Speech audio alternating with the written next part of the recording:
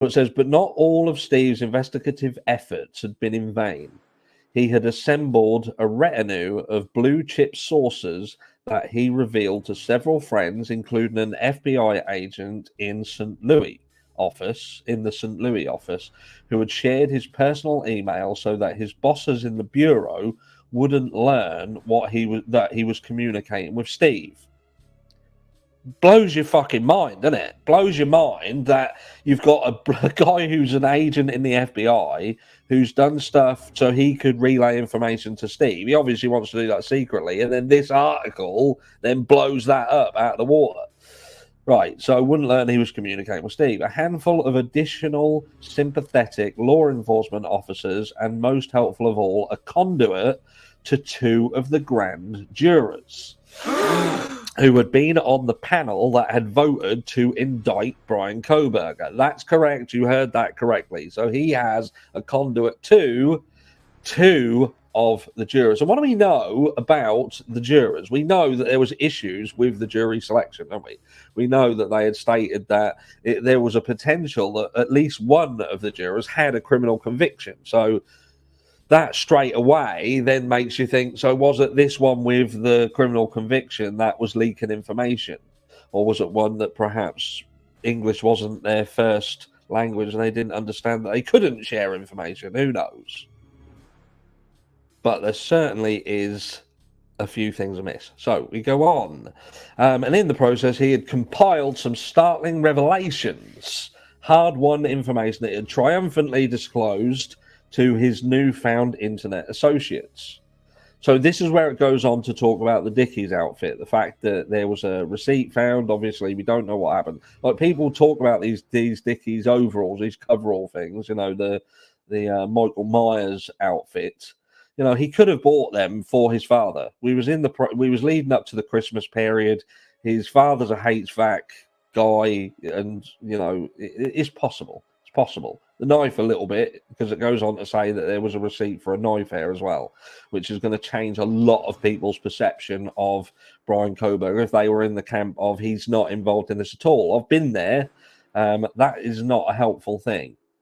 But it would appear that the push on this with Steve Gonsalves is certainly that he believes that there is more than one person involved. The entire way that this is handled and worded goes to push that there is more than one person involved. And video 2 today will be touching on the informant side of things. And video 3 / possibly 1 tomorrow, depending on how my day goes, will be touching very, very firmly back on the two surviving roommates, as there is some information regarding them, which we are going to briefly touch on in a second, which is further leaked by the grand jury, which, again, it will blow your mind. Right, so let's just skip through what we don't need to see. This talks about the knife sheath. So it says, even more troubling, if true, was that Steve had learned from people who had spoken to members of the grand jury. So this is further just saying that the grand jury would just apparently just talking willy-nilly to whoever they fucking... See what I'm saying? That's what I'm saying. It just doesn't make sense. If that's your witness, that's your one witness, why? I just don't see it. I just don't see it. I don't understand what you don't see.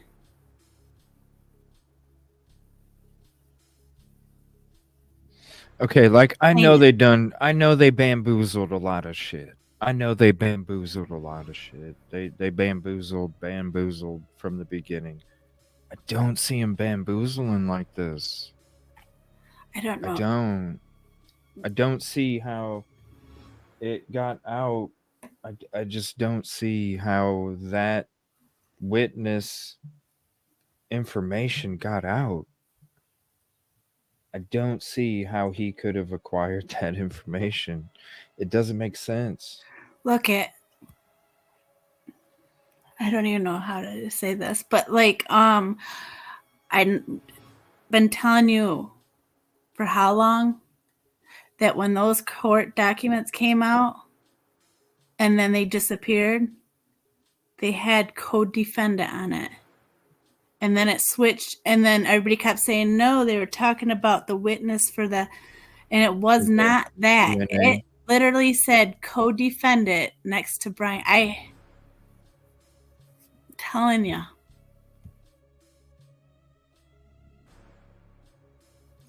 Don't you remember? No, when I'm they not. I'm found it? not saying the co-defendant doesn't exist. Oh, What I'm saying is the name, how it got to Steve, the process of how it got to Steve. It just like he's saying, it doesn't, like, the grand jury's gonna let this shit out.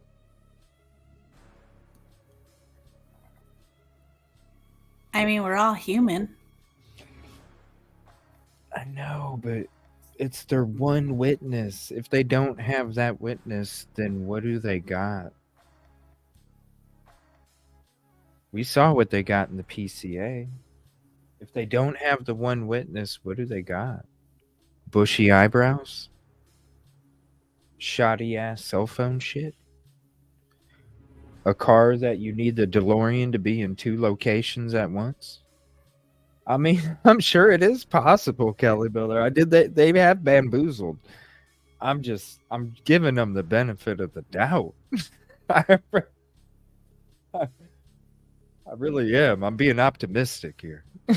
I'm being optimistic. But what do you think a witness is? Like,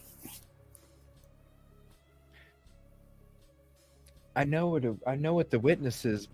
What I'm saying is I don't see how the name was leaked to the dad. I don't see how the name was leaked.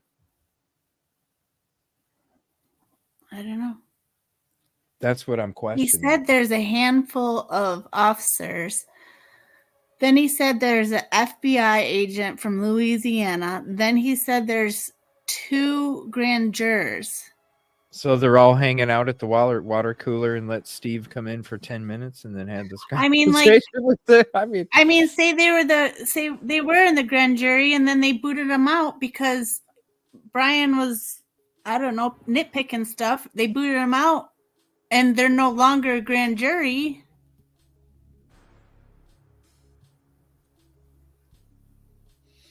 So what, you think it's I'm just, what, you think it's somebody that was part of the case before that isn't a part of it anymore? Because there are, let's be honest, Unravel, there are LEs that used to be employed during that day and they're not anymore. well, Is that what you mean? well, I mean, like, we got lots of possibilities. I can see that. I can see that. I mean, there's I that. can see. That's the only way I could see it happening if they're, because that's what I was saying a little bit ago. If they're there was already a booted. few- yeah, that's if somebody was already booted or left, because you can still be booted and quote leave on paper, then I can see that taking place. Money? I mean, I'm sure, like, think they got paid? who got paid? I mean, you never know. Money does talk.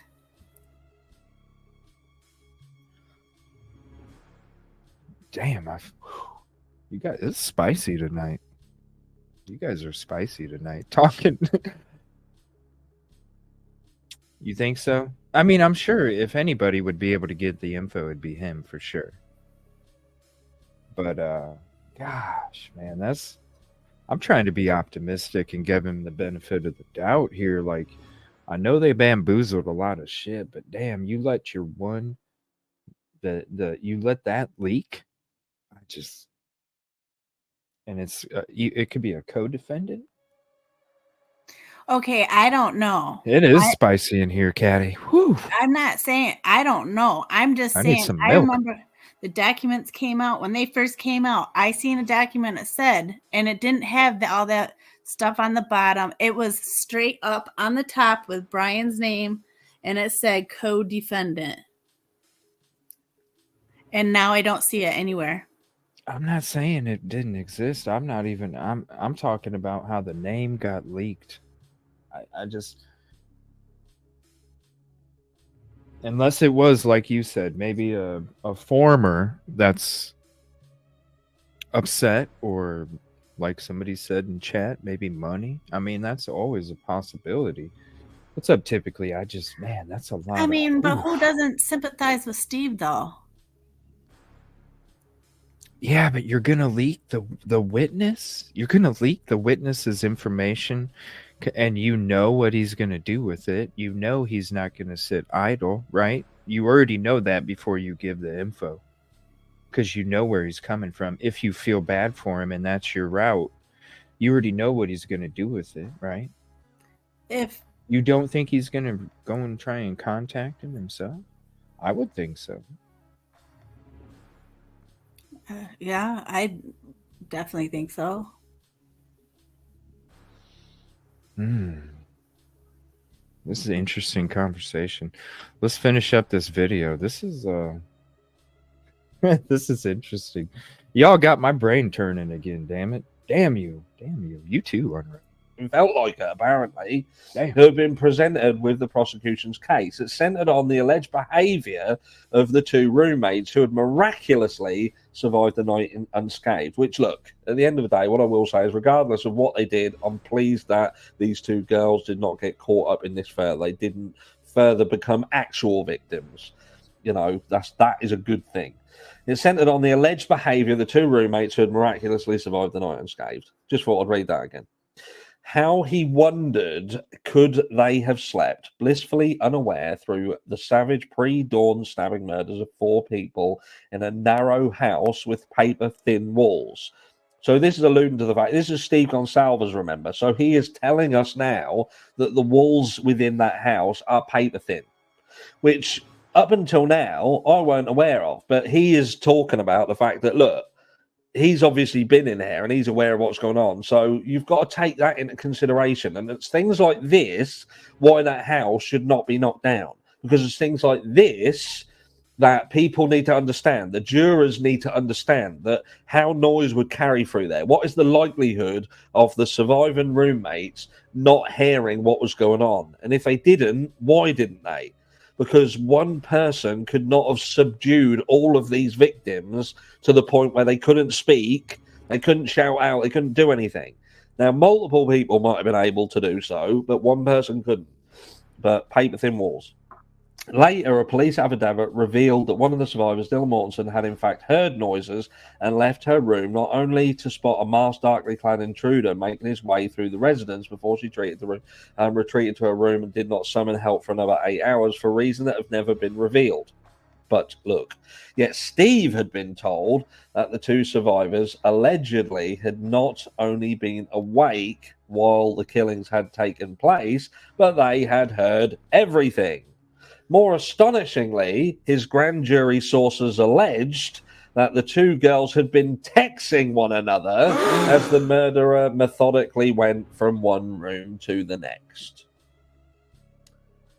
We'll just let the dust settle on that.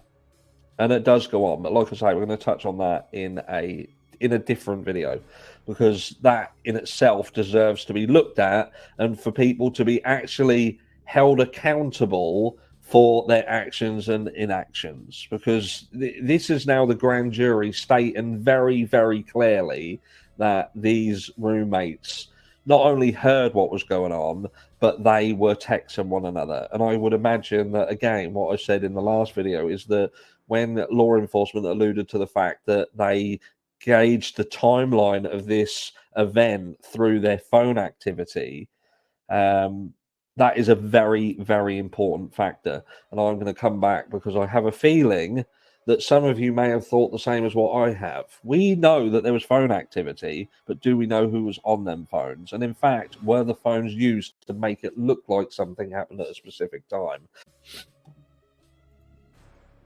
So there's also a possibility too, because it also does say in there that Steve was sent some videos that he ended up finding fake too. Well, he found the videos. Then they determined, he thought they were real, sent them, and then found out those were fake too. Yes. So I don't know. It's just if you really look at the words, number one, I think there was a lot of crazy ass words being used. StreamYard's still doing shitty. I thought there was a lot of big words being used to get you kind of thrown in different directions up here. And if you really listen to the words, you really dig into the words. To me, it seems like not only the words were huge to try and throw your brain off, but at the same time, if you look at the words, it's almost like it speaks hearsay.